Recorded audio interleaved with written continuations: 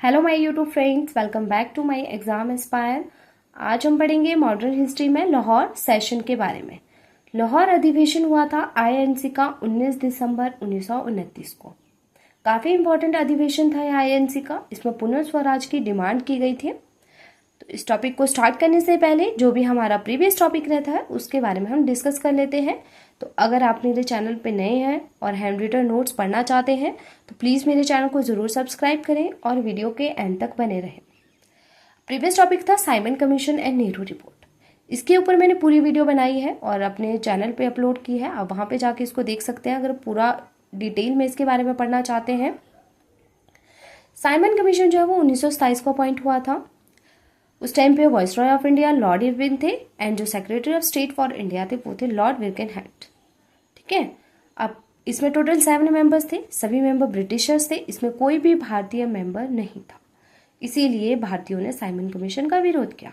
Simon commission क्यों appoint किया था? To investigate the constitution reform in British India. ठीक है, जो भी कॉन्स्टिट्यूशन रिफॉर्म हुए थे ब्रिटिश इंडिया में उनको इन्वेस्टिगेट करने के लिए एंड जो भी फर्दर रिफॉर्म होने थे उनकी सारी रिपोर्ट बना के ब्रिटिश गवर्नमेंट को देनी थी। फिर हमने पढ़ा 1928 को क्या हुआ, साइमन कमीशन भारत आया।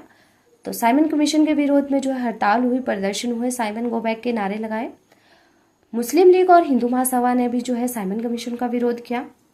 ठीक है, जो secretary of state for India थे लॉर्ड विल्किनहैम, उन्होंने क्या किया, भारतीय थे जो कांग्रेस लीडर थे उनको चैलेंज किया कि आप जो है वो भारत का संविधान का ड्राफ्ट तैयार करें।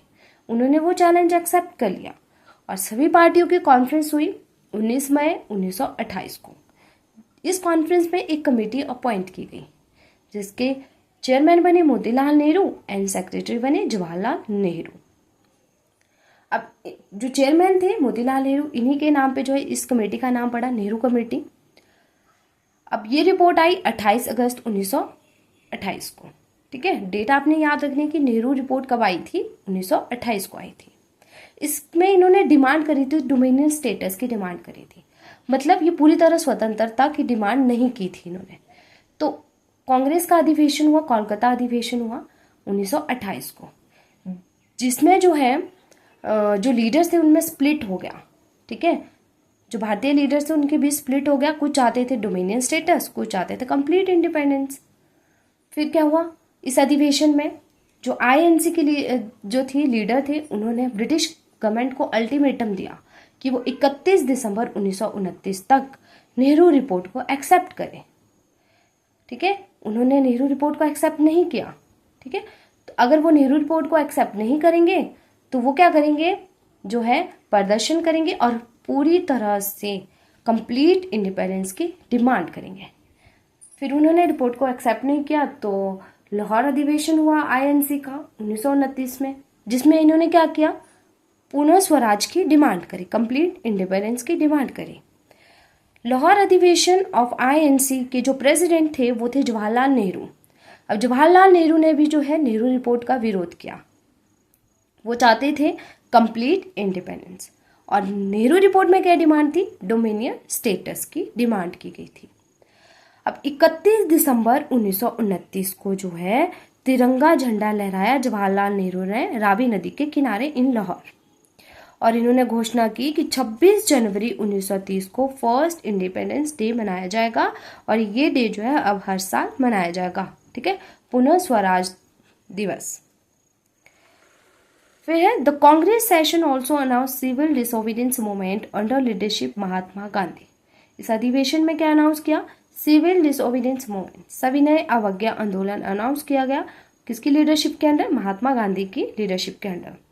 Congress decide to boycott first round table conference. अब कांग्रेस ने क्या डिसाइड किया कि वो फर्स्ट राउंड टेबल का बहिष्कार करेंगे। वाइसरॉय ऑफ इंडिया कौन थे उस टाइम पे, लॉर्ड इरविन।